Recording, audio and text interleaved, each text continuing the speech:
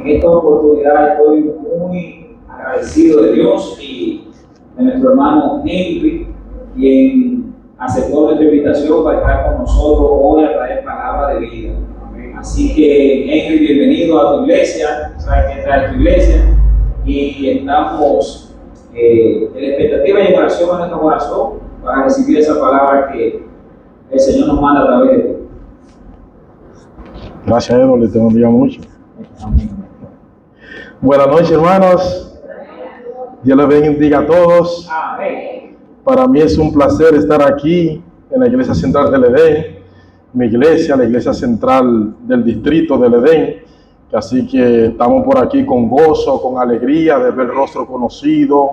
Edward, Marco, Rosy, la hermana aquí. Así que por la gracia de Dios estamos bien.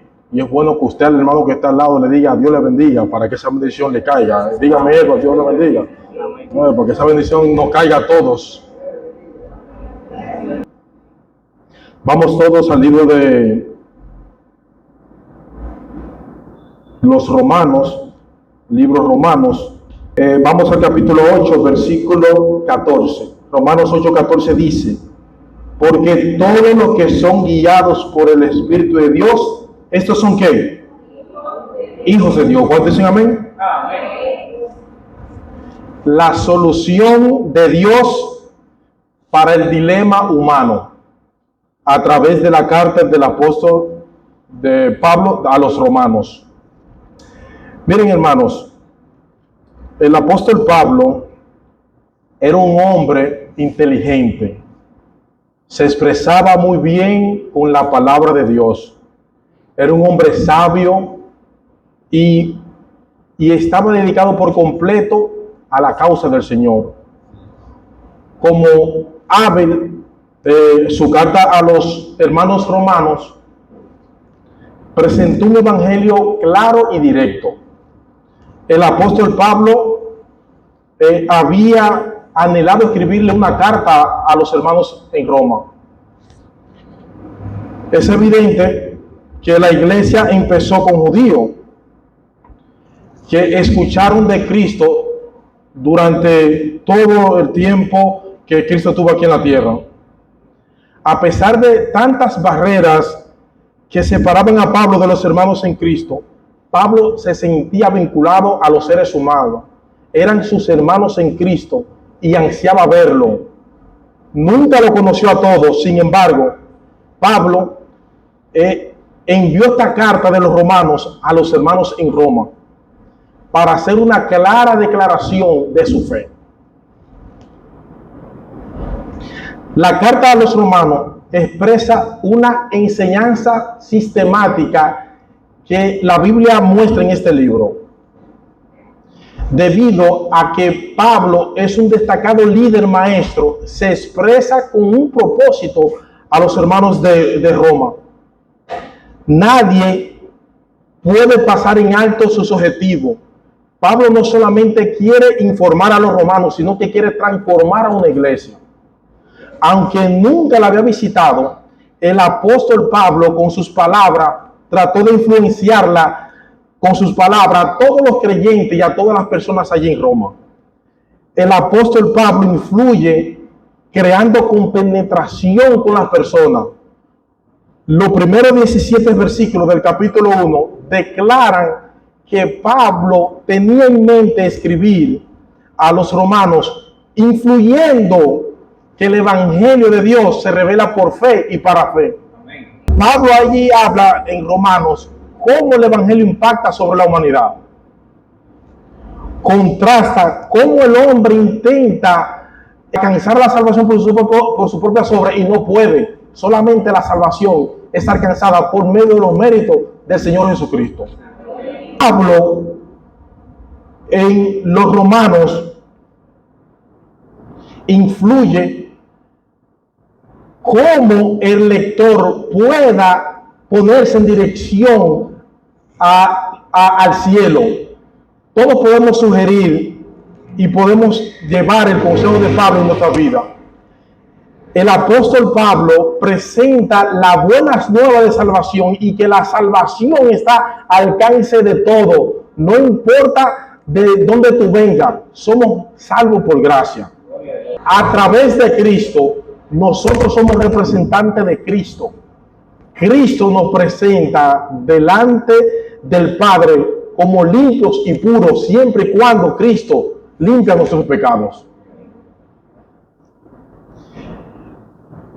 Pablo nos enseña en Romanos que nosotros podemos ser libres en Cristo y libres del pecado. Hablando de una manera directa a sus oyentes, Pablo muestra, mis hermanos, que la salvación se revela por una justicia que nosotros no nos merecemos, pero el Padre nos la dio por medio de su Hijo.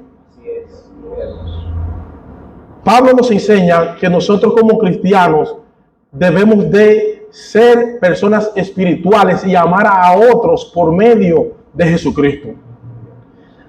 La verdad debe de conducirnos a nosotros en amor hacia Jesucristo y ser sensible con las personas necesitadas.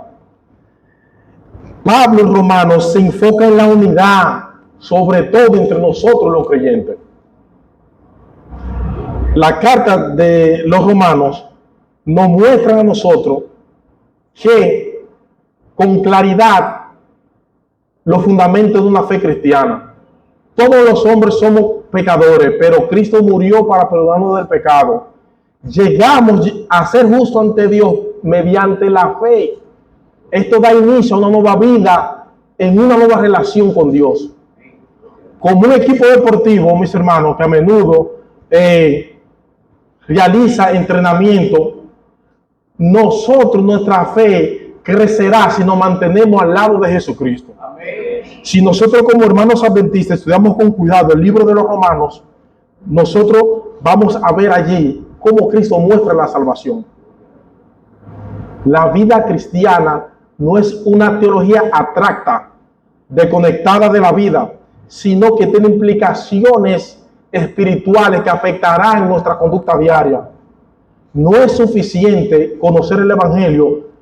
Debemos nosotros dejar que el Evangelio transforme nuestra vida y que Cristo impacte nuestra vida de manera directa. ¿Cuántos dicen amén?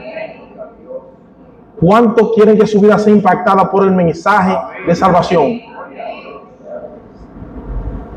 El pecado, mis hermanos, es no querer hacer la voluntad de Dios y fallar en cumplir todo lo que Él quiere.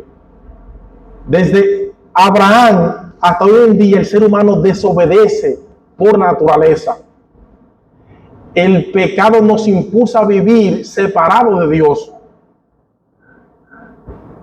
Debido a que Dios es moralmente perfecto, justo e inmaculado, está en su derecho de condenar el pecado. Toda persona ha pecado, amigo y hermano, ya sea por rebelión, desobediencia o por obviar su voluntad, sin importar nuestro antepasado, sin importar nuestro antecedente. Dios nos perdona por la sangre de Jesucristo. No podemos salvarnos por nosotros mismos, no podemos limpiarnos de nuestros pecados, solo Jesucristo lo puede hacer.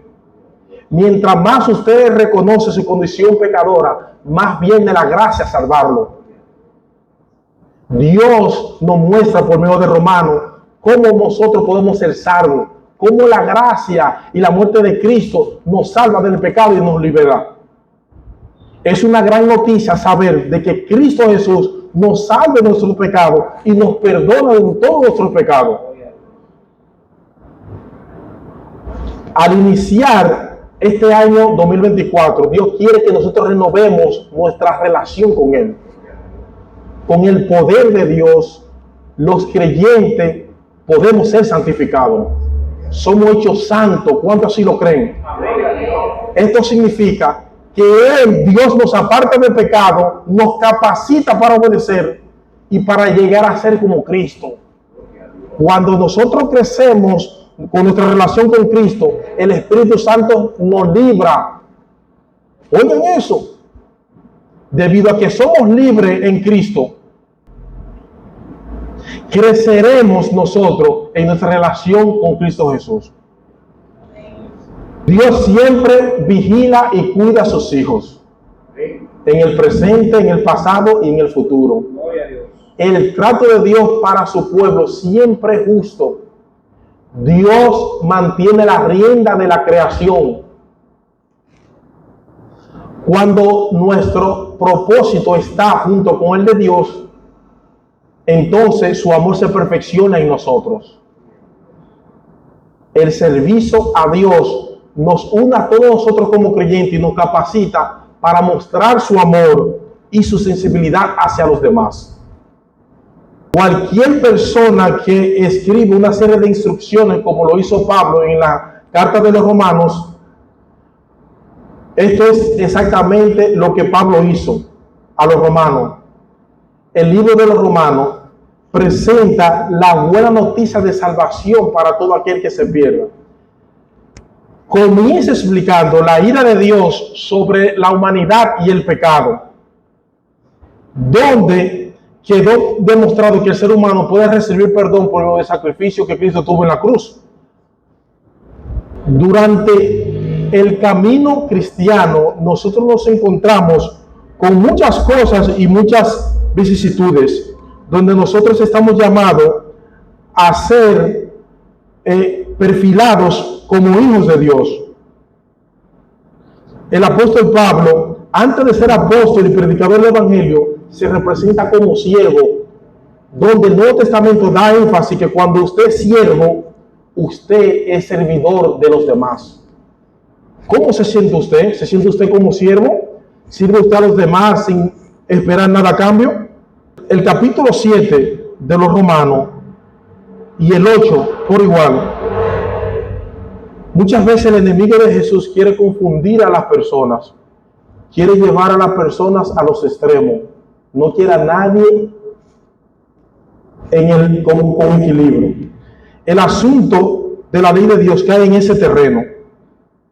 El enemigo lleva a un grupo de personas a este extremo y piensan así: tengo que guardar la ley de Dios para salvarme. Esas personas sinceras piensan que la salvación que Dios le da es por medio guardando la ley. Cuando el enemigo no puede mantenerlo a la persona en ese extremo, las agarra y la lleva al otro extremo y dice: yo me salvo únicamente por la gracia. No necesito guardar más los 10 mandamientos de Dios. El enemigo siempre lleva a las personas a los extremos. No quiere a nadie en un punto de equilibrio. Vamos a analizar un poco este asunto. Salmo 19:7, ¿qué nos dice? La ley del Eterno es perfecta, que restaura el alma. Los mandamientos de Dios son rectos, que alegran el corazón. El precepto del Eterno, la ley del Señor, mis hermanos, es perfecta. Si una cosa es perfecta, es algo que no admite cambio, no admite corrección. La Biblia afirma que la ley de Dios es eterna. La Biblia dice que en Dios no existe mudanza ni sombra de variación. La Biblia dice que la hierba se marchita y se seca la flor, pero la palabra de Dios permanece. ¿Para qué, hermanos? Cuando pensamos en la ley de Dios, muchas veces la asociamos como con algo como que no nos permite divertirnos. No, la ley convierte el alma, nos hace sabios, nos alegra el corazón, nos amonesta la ley de Dios. Esto es porque las leyes de Dios son guías para nuestro camino cristiano y no cadenas en nuestras manos que nos atan de pie y mano. La ley de Dios nos señala el peligro y nos advierte de las amenazas del enemigo. La ley, en términos general, mis hermanos, mantiene a las personas en buena relación con Dios. Amén. La ley de Dios hace sabio al sencillo, dice la palabra de Dios. Oigan eso. Los mandamientos de Dios son luz para los fieles de hoy en día. La relación adecuada sobre los mandamientos de Dios es el temor a Jehová. Salmo 119, 142 dice: tu justicia es justicia eterna y tu ley es la verdad. ¿Cómo entonces que aparece en la idea de que la ley de Dios no tiene ningún valor y está abolida? Desde el momento que Cristo murió en la cruz de Calvario. Muchas personas dicen, tenemos que analizar bien para entender este asunto. Cuando la Biblia habla de ley, existen varios tipos de ley. La ley moral de Dios, registrada en los 10 mandamientos, que sí, todavía está en vigencia. El pueblo de Israel tenía leyes de salud, las leyes civiles. La ley moral de Dios refleja el carácter de Dios. ¿Puede esta ley perfecta y eterna ser anulada? ¿Tiene algún valor esta ley? ¿Cuál es la función de la ley, mis hermanos? Romanos 3:20 nos dice. Romanos 3:20, por favor, ¿qué dice? ¿Cuál es la función de la ley?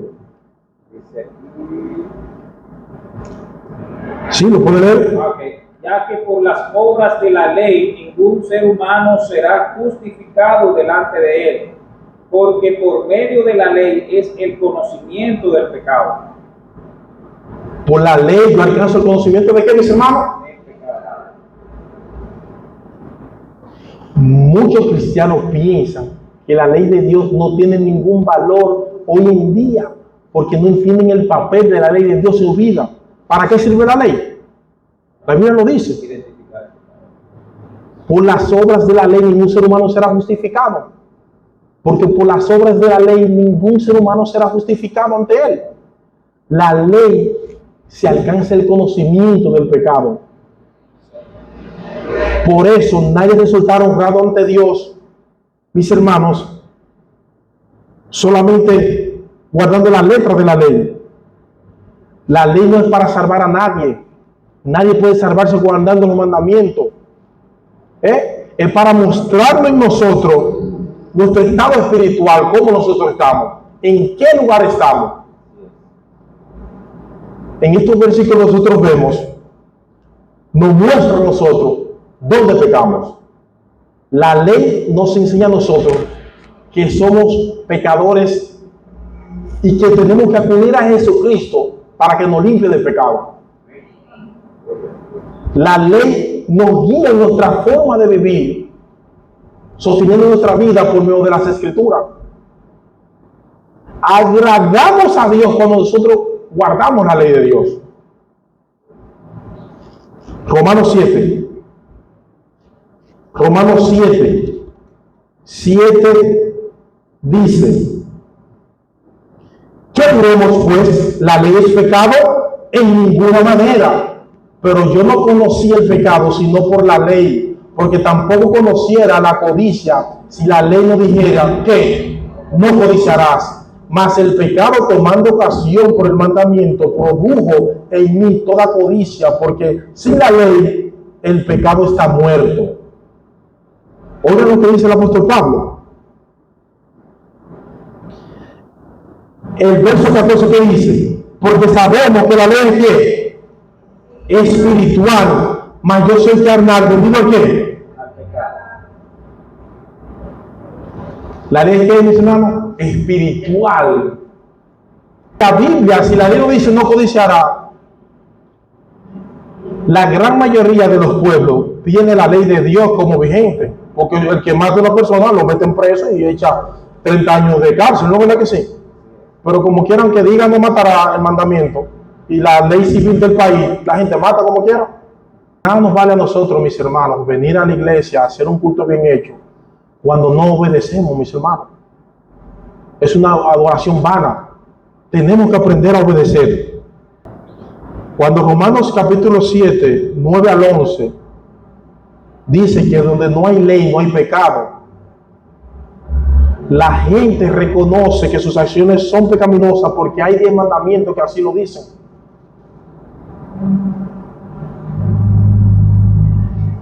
El pecado es real y peligroso. El pecado es transgresión de la ley de Dios. Imagínese un día soleado usted en la playa. Usted acaba de zambullirse en la playa y de pronto, Eduardo, tú descubres un cartel que dice prohibido nadar. Hay tiburones. su día se arruina. ¿Es por culpa del letrero? No. ¿Se molesta usted con la persona que lo puso? La ley como ese cartel, mis hermanos, es esencial. Y le agradecemos, pero no nos libra de los tiburones. Usted se metió al mar sin leer el letrero. La ley de Dios es santa y expresa la voluntad y el carácter de Dios para con el ser humano. La serpiente se burló de Adán y Eva en el huerto del Edén, logrando que Adán y Eva cayeran en el pecado. Desde entonces, desde Adán y Eva somos pecadores, rebeldes, desobedientes por naturaleza. Y para nosotros obedecer tenemos que retornar a los brazos amantes del Salvador Cristo Jesús. En Santiago nos manda la Biblia que seamos hacedores de la palabra y no solamente oidores. Si alguno oye la palabra y no la cumple, es semejante, mis hermanos, ¿a qué? El espejo es símbolo de la ley de Dios. Aquí hay un espejo. El barro puede ser un símbolo del pecado.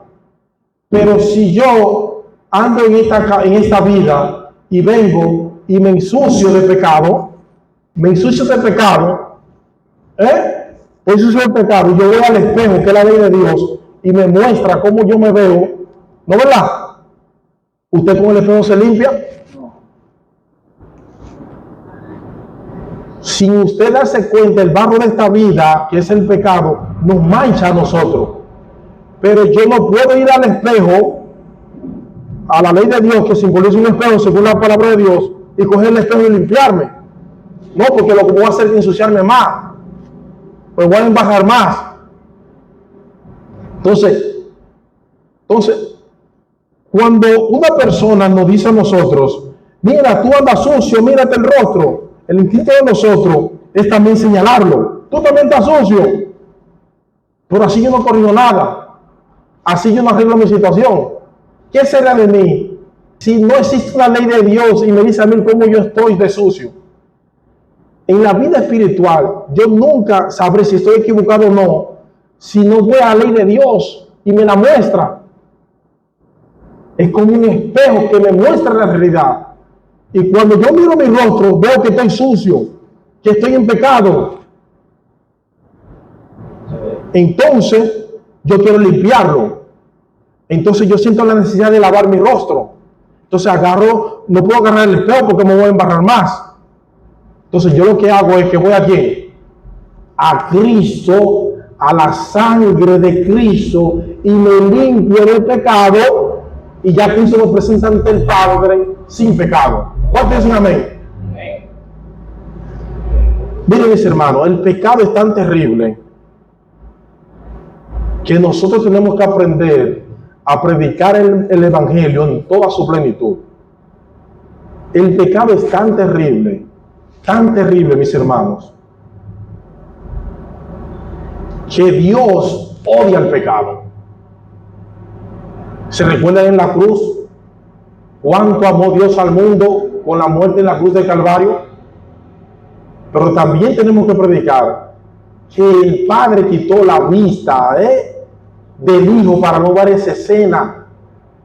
Por el pecado del ser humano tenía alguien que morir. Dios no le dio chance al Hijo, tenía alguien que pagar, mostrándole al ser humano que Dios odia el pecado.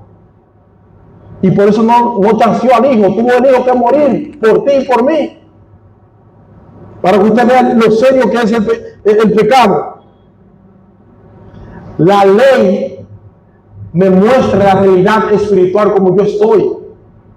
Entonces, para ser salvo tengo que venir a Cristo. Y es su sangre, su gracia que me salva de pecado. ¿Cuántos dicen amén, hermano? La sangre de Cristo nos limpia de pecado. No es la ley. Ahora, mi rostro ya está limpio. Ahora, ¿cómo mientras yo voy en mi vida cristiana sabré si estoy bien espiritualmente? Si no me mantengo todo el tiempo mirándome en el espejo.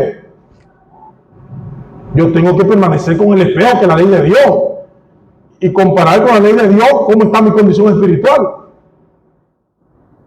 Entonces, si la ley no sirve para nada, como dicen muchos que está abolida, entonces, ¿cómo yo voy a saber mi condición espiritual? Por eso es que tiene que estar vigente la ley de Dios. A pesar de que mi salvación depende de Jesús, yo necesito la ley de Dios para que me muestre mi realidad, cómo yo estoy espiritualmente hablando. Yo necesito verme constantemente en la ley de Dios, diariamente, a ver que yo estoy fallando. Hay muchas personas por ahí afuera que están diciendo que hoy en día la ley de Dios no existe y que está abolida. Y nosotros como atalaya del Señor tenemos que proclamar que los 10 mandamientos continúan vigentes. ¿Cuántos dicen amén, mis hermanos?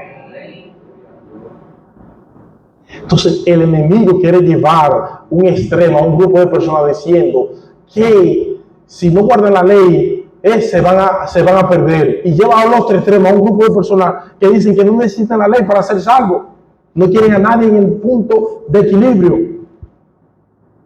La ley de Dios eterna, perfecta, no ha acabado, sigue vigente hoy en día para el ser humano. San Juan dice que si me amáis, guardar su mandamiento. Primera de Juan dice, si alguno dice que me ama y no guarda el mandamiento, el tal es mentiroso y la verdad no está en él.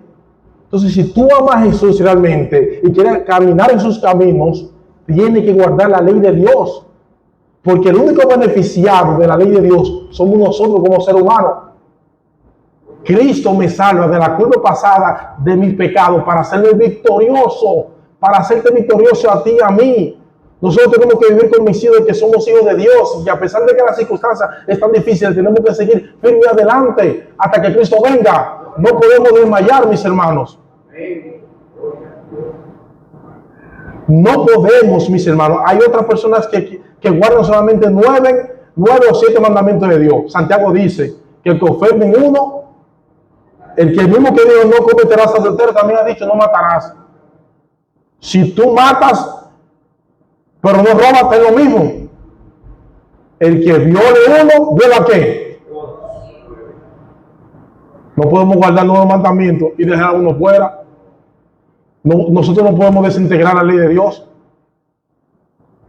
Por eso es que la ley de Dios todavía continúa sirviendo para la humanidad. Está vigente. Y usted y yo tenemos que proclamar esa vigencia por la eternidad, mis hermanos.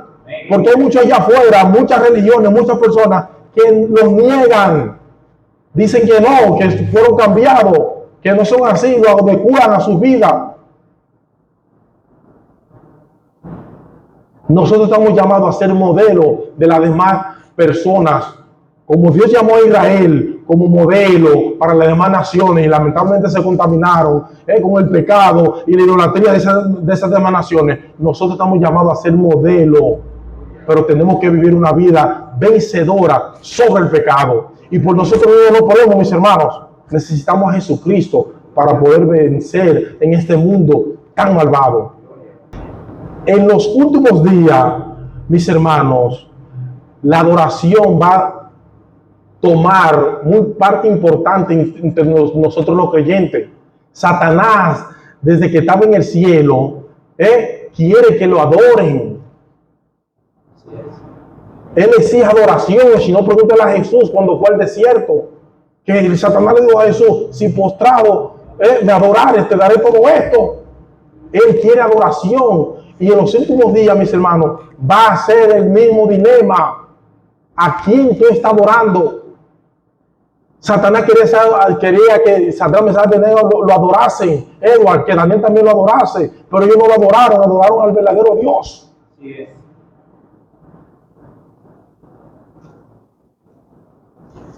Apocalipsis lo dice. Si alguno adora a la bestia, ¿qué? Pues la cuestión de la adoración. ¿A quién tú estás adorando? Es la eternidad nuestra, de cada uno de nosotros, que está puesta en juego, mis hermanos. ¿A quién estamos nosotros adorando?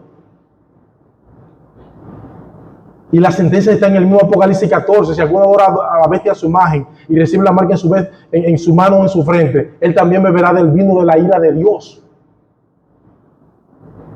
Van a haber dos grupos: los adoradores del falso día de reposo domingo y los del verdadero día de reposo sábado. ¿A quién estamos adorando? Está el deber de nosotros, mis hermanos, de ponernos en la mano de Dios. Tú y yo, como seres humanos, tenemos en juego el honor del Hijo y el honor del Padre. Cristo lo dio todo por cada uno de nosotros. Y nosotros tenemos que honrar ese sacrificio. Que Dios le bendiga, mis hermanos.